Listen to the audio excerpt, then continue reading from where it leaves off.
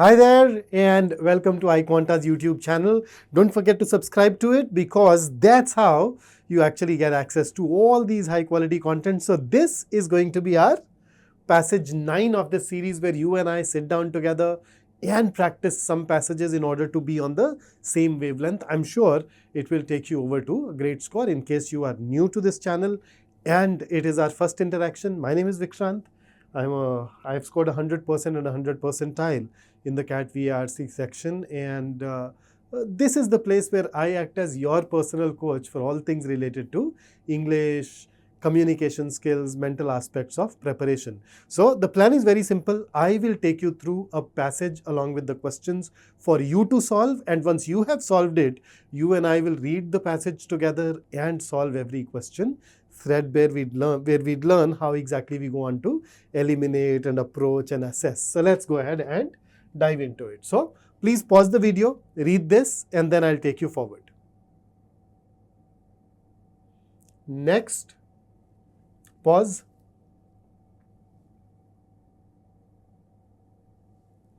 Next, please pause and read.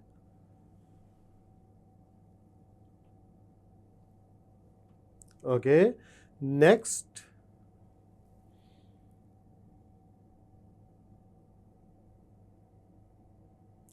Alright, so that takes care of your passage. Let's go ahead and have a look at the questions now.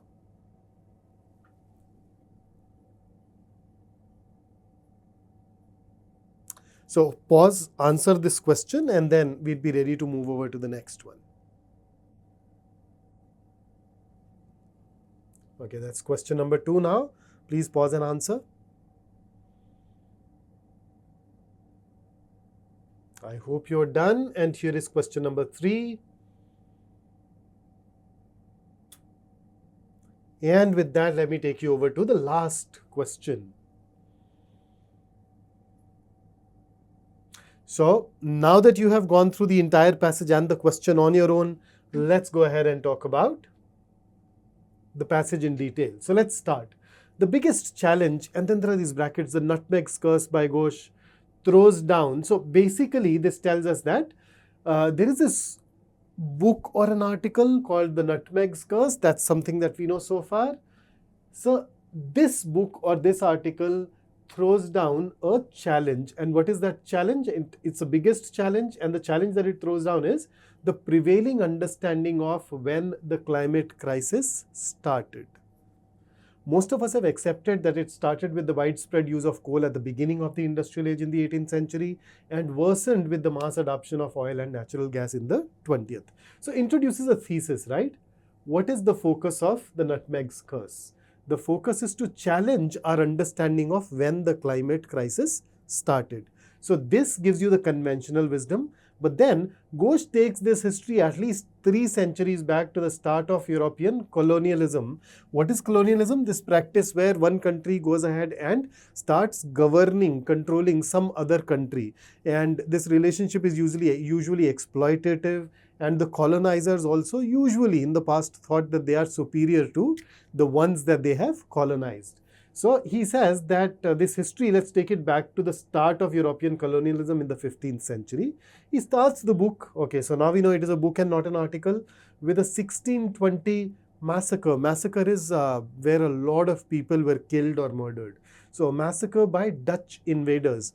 So Dutch are the people of the Netherlands, okay, the Netherlands, they called the Dutch. So then by Dutch invaders determined to impose a monopoly on nutmeg cultivation. Okay, by the way, we did not really talk about it, but nutmeg is the name of one of those spices that we use.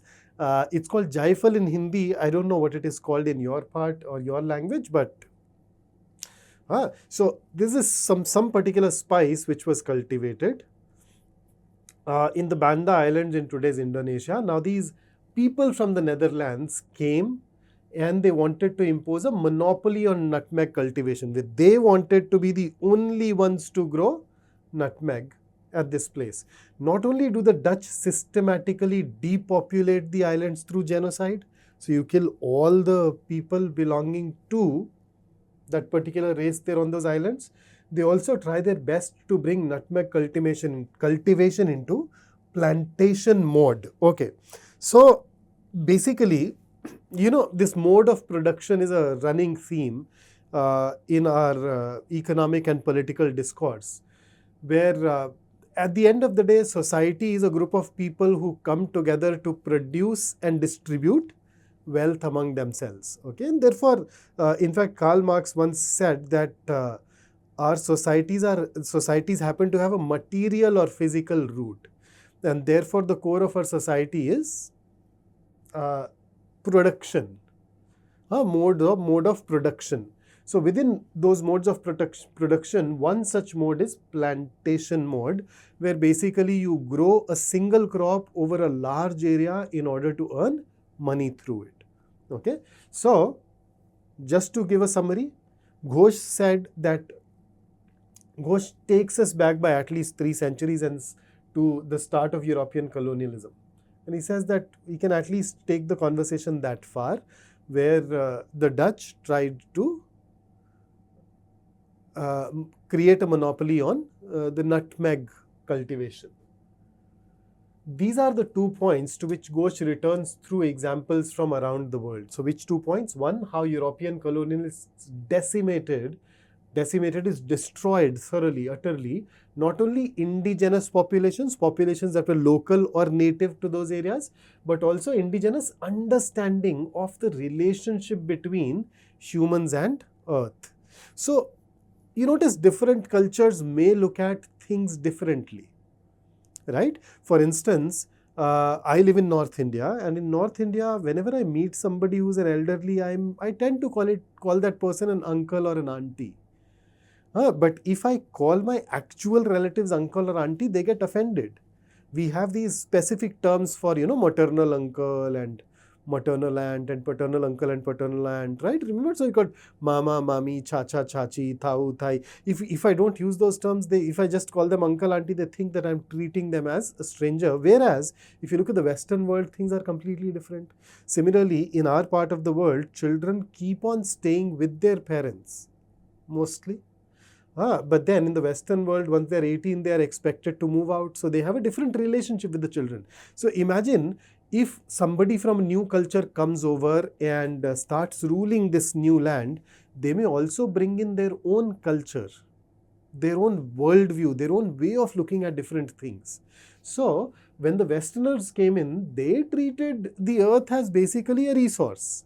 But these indigenous populations could have been different, but because of their colonization, because of their decimation by these colonists or colonialists, not colonists, colonialists, that also changed to how this was an invasion not only of humans but of the earth itself, and how this continues to the present day by looking at nature as a resource to exploit. Okay, we know we are facing more frequent and more severe heat waves, storms, floods, droughts, wildfires due to climate change. So a lot of negative things happening due to climate change. We know our expansion through deforestation, dam building, canal cutting. In short, terraforming. Terraforming is where you change or alter the surface features of the land in order to make it more suitable for yourself. So imagine a place where there is no water reservoir. You build a dam and you have water reservoir. You build a dam and you're able to supply water round the year instead of only seasonally. Canal cutting, a place where there was no water, you kind of diverted water through a canal to that particular area. So terraforming. So in short, terraforming, the word Ghosh uses, has brought us repeated disasters. Are these the responses of an angry Gaia who has finally had enough? So Gaia is basically another name for the earth. It is used quite often in science fiction and happens to have an interesting history. So we're saying, has the earth had enough with us? By using the word curse in the title, the author makes it clear that he thinks so. Okay, and then the next paragraph is a little interesting. I use the pronoun who knowingly because Ghosh has quoted many non-European sources to inquire into the relationship between humans and the world around them, so that he can question the prevalent way of looking at Earth as an inert object to be exploited to the maximum. Now hang on. What is the implication of I use the pronoun who knowingly? So this is the pronoun that we are talking about. Let me clear it up so that I can focus on the word.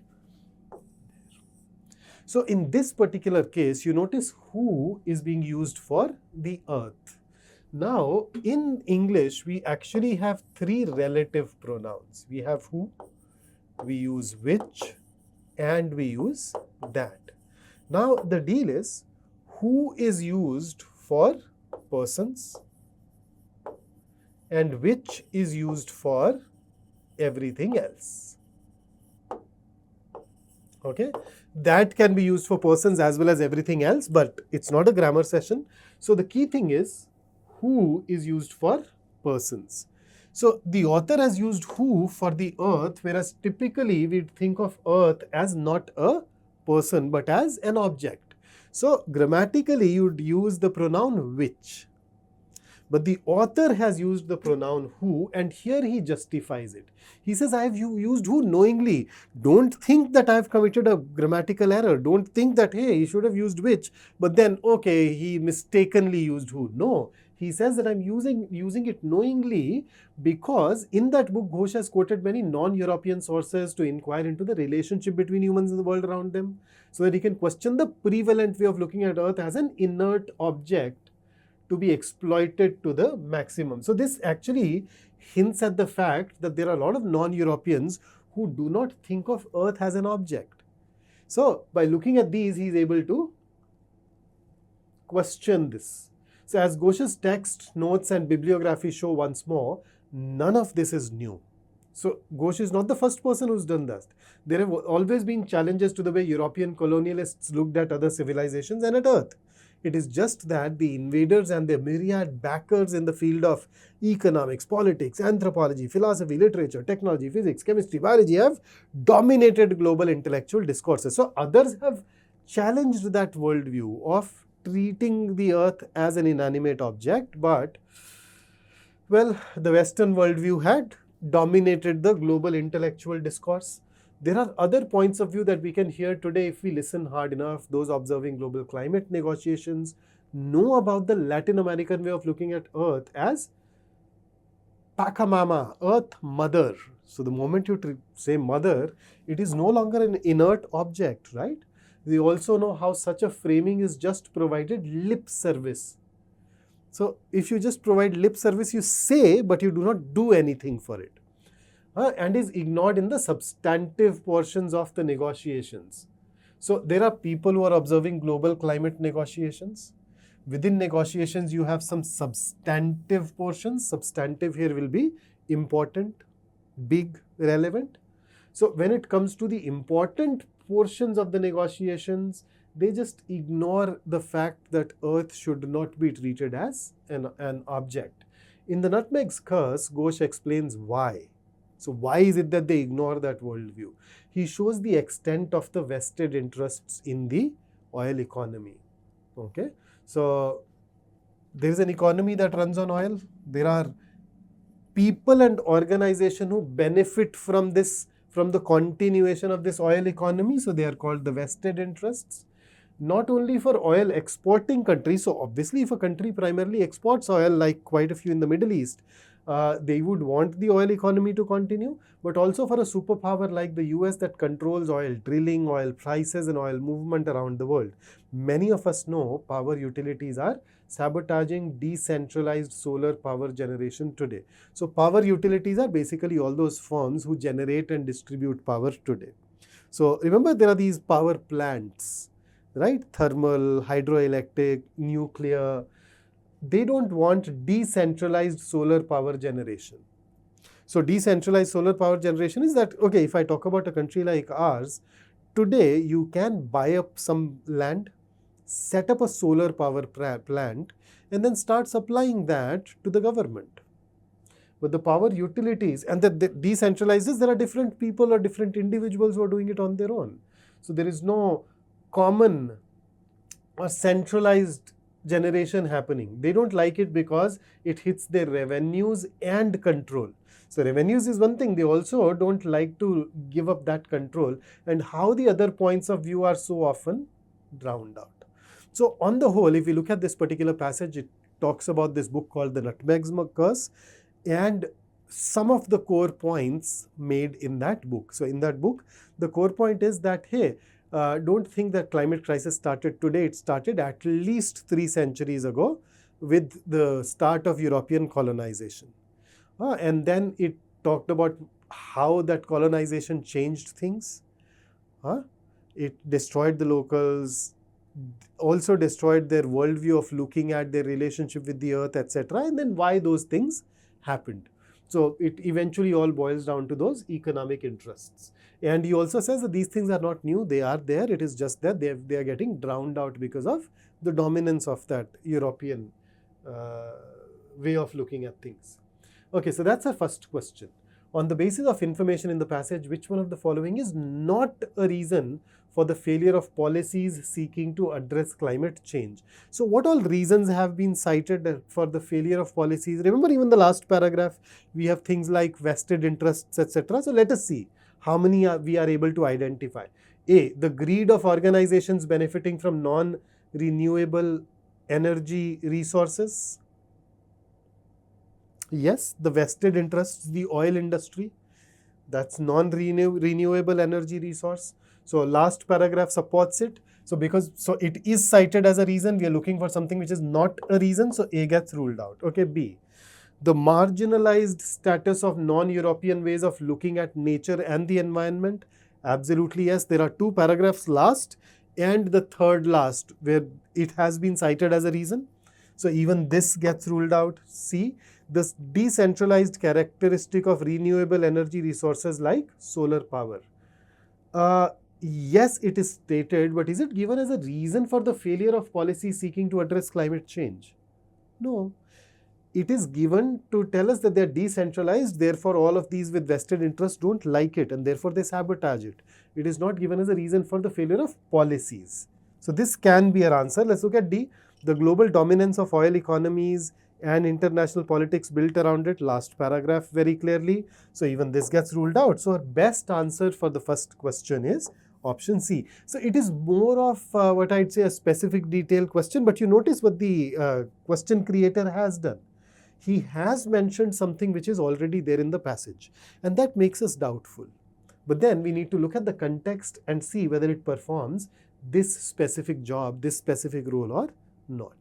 So even the fact-based questions are not that easy in the kind of exams that we are preparing for, particularly the CAT and the XAT. So here is your next one. Which one of the following best explains the primary purpose of the discussion of the colonization of the Banda Islands in the Nutmeg Curse? So Banda Islands are basically mentioned in the second paragraph. Here it is. So that's the first paragraph. Here is the second one. So look at it in the context. So the first paragraph says Ghost challenges when climate crisis started. He links it with the start of European colonialism in the 15th century. So he starts the book by introducing you to this massacre. Fair enough.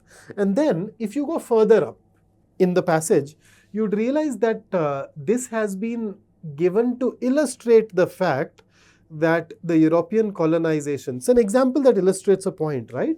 So it illustrates this point that European colonization not only just destroyed the natives, but also destroyed their worldview, okay, the way they looked at their relationship with the earth. And they imposed their way, the European way of looking at the earth as just a resource because of that decimation. So let's just go ahead and check. To illustrate how systemic violence against the colonized constituted the cornerstone of colonialism. See, this is completely off track. It is not about how violence contributed to establishing colonialism. It was about how colonialism affected and disrupted our relationship with the earth and eventually led to the climate crisis that we are facing today. Okay, so this gets ruled out. B, to illustrate the first instance in history when the process responsible for climate change were initiated. We have nothing in the passage to say that this was the first incident. So it happened. So he takes us back and says that climate crisis started at least 3 centuries ago in the 15th century. But this example is from 1621. It is the book that starts here, but it does not mean that it was the first instance. Chances are that it was not. Otherwise, how would you go back by 3 centuries if you start at 1621? Okay. Then C, to illustrate the role played by the cultivation of certain crops in the plantation mode in contributing to climate change. No, it was not the crop, but the fact that the way you looked at your relationship with the earth, that changed. So even this can be ruled out. D, to illustrate how colonialism represented and perpetuated the mindset that has led to climate change. Absolutely yes. If you read the paragraph immediately after, I think that will absolutely make it clearer, and therefore the best answer for us is going to be option D. How about question 3? All of the following can be inferred from the reviewer's discussion of the new nutmeg curse except. So once again, we need to conclude things about the nutmeg curse. 3 of these are going to be true, 1 of these will not be true, and the one which is not true is going to be our answer. So typically, when I look at except, you can always change it. You can say except basically means which of the following cannot be inferred. That's it. So just change that except into not, and that's suitable. So let's see. A, academic discourses have always served the function of raising awareness about environmental preservation. Can't say. There is nothing in the passage that tells us that the academic discussions have always raised awareness. In fact, there is this global intellectual domination by the Western worldview that has in fact desensitized us towards environment. So it's not just can't say, it actually leans towards being probably false. Let's have a look at B. Environmental preservation policy makers can learn a lot from non-European and or pre-colonial societies. Yes, according to the passage. Remember second paragraph, Banda Island pre-colonial societies had a different way of looking at the earth. And then there are quite a few non-European sources too. They're mentioned even in the last paragraph, beginning second last paragraph. So this is true. See, the contemporary dominant perception of nature and the environment was put in place by processes of colonialism. Now, if you read the first 3 paragraphs, you can very easily conclude C. So this is also true. D, the history of climate change is deeply intertwined with the history of colonialism. True, according to the book. Yes. So B, C and D are true. A is not true, and that is why A is going to be our answer to question number 3. And now let's go ahead and have a look at the 4th one. Which one of the following, if true, would make the reviewer's choice of the pronoun who for Gaia inappropriate? Now, what made this appropriate? So let's go ahead and check. So he is using who because there are these non-European sources. That look at their relationship with the world around them in a very particular way, and that worldview allows you to challenge the earth as an inert object. So basically from this we can infer that these sources had a worldview that earth is not to be treated as an inert object. Remember in the last paragraph, Paka Mama or something, Mother Earth, that was a non-European viewpoint. So because these non-European sources treat earth as a living entity, as a person, the author also decided to use who. Now, what will make it inappropriate? Modern Western science discovers new evidence for the earth being an inanimate object. But then, modern Western science, the Western world even earlier treated it as inanimate object, and the use of who was justified. Right? So, how have things changed here? Western science treated it as inanimate earlier. This answer says that they have discovered new evidence to prove it is inanimate. But then that was the case even earlier, and the fact that who was justified back then should once again be used to justify it now. So it won't be inappropriate. B. Ghosh's book had a different title, The Nutmeg's Revenge.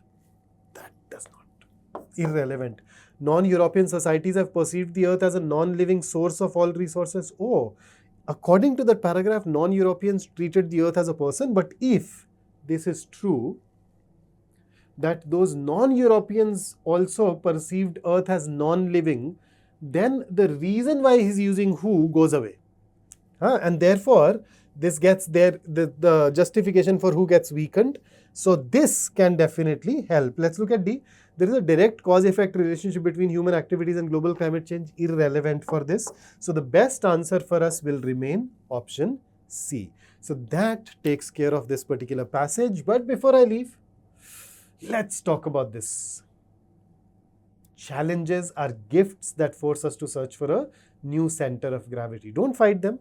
Just find a new way to stand. So if you're getting things wrong, don't worry about it. Just find a way to get things right.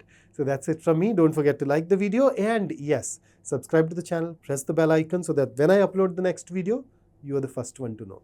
So until I see you, stay safe, stay focused, stay in touch. Let's meet soon. Take care.